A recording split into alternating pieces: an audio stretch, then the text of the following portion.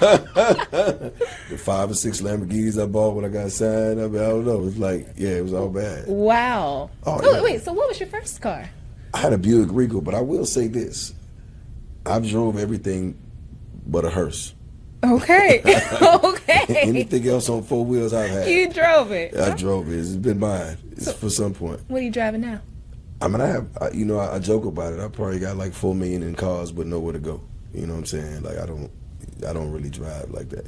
Like You can slide one my way. and I'm not saying that to be funny because I was telling one of my guys, I was like, man, you think I should just get rid of all this because I don't drive it. Like I'm not. Yeah. My lifestyle is different now, and I definitely don't value depreciating assets anymore. Mm-hmm. You feel what I'm saying? Like it doesn't make sense to me. Like I'm not gonna go out and just buy another car. Now I might get a jet because of the way I travel, and maybe a boat because of the way I live. You know what I'm saying? I wouldn't have mind having something docked in Saint-Tropez or somewhere like that, or Capri. You know what I'm saying? Mm-hmm. Like I can see that because that's how I live. But as far as like depreciating assets like cars and stuff, I just don't have my.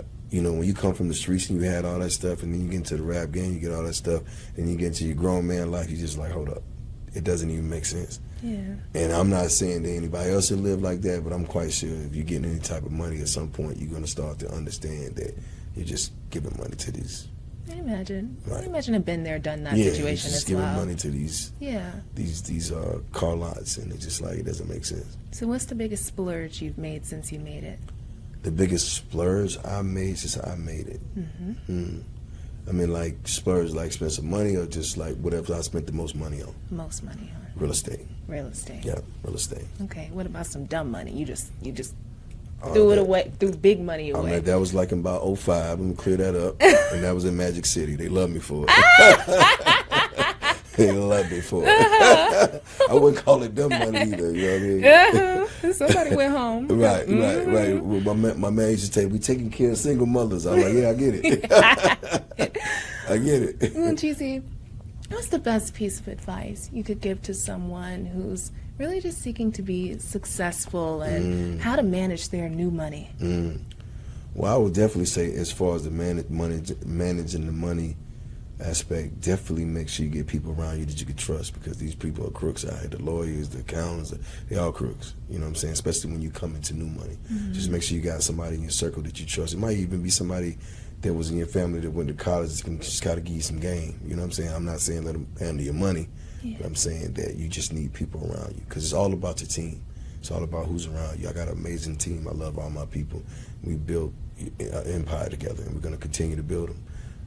My advice about just getting money is just like, no matter how much money you get or they're offering, always know your worth, right? Your price is your price, but don't sell yourself for this money, meaning like don't lose yourself in it.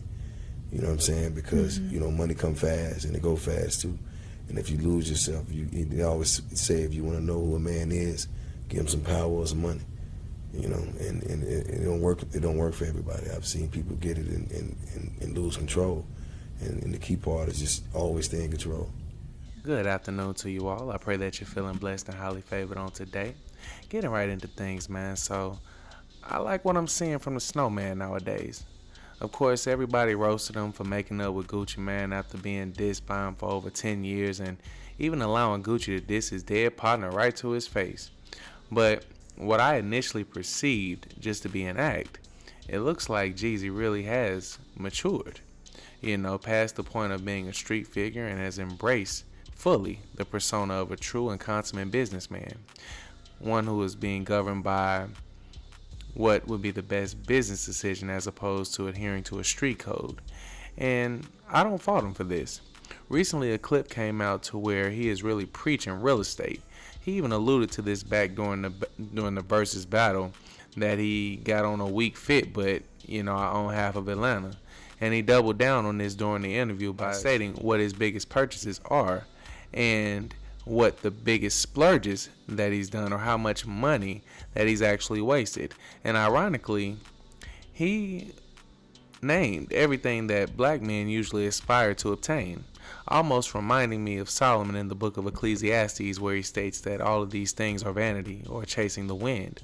Of course, he has had the opportunity to live out the average brother's dreams at least 2 or 3 times, but I applaud Jeezy because unlike others who are in his position who choose to continue to promote the foolishness to those who have never lived it or had the opportunity to, they promote these things even though they know better, even though they know it's more to life than this, but they'll still turn around and present it to you as if you should risk life and limb in order to obtain it. They know better, so really this is very villainous to me, I would say. And he is actually trying to help us as a people think straight. He basically said he is not into depreciating assets like cars, and he no longer has a desire to make it rain in the club. And this led me to thinking, never has there been a time where currency and influence has been more accessible to us as a people, and yet so much of it is being squandered. With all of the millionaires and with all of the rappers, athletes, and businessmen who are having their way, as a people, we really could leverage our resources and put our people in positions of authority for some time to come. We hear about the buying power all the time of the black dollar, but it seems as if everything will remain the same regardless. I don't know. Once I get in position, hopefully I'll be able to first change my family's legacy and then worry about trying to change the mindset of my people, because that's where it starts. But chances are I'll probably end up sounding like Jeezy to my people, or just another corny brother out here having it his way, trying to kick some whack knowledge. We'll see though. Y'all jump in the comment section and let me know what y'all think. And until next time, certainly be blessed.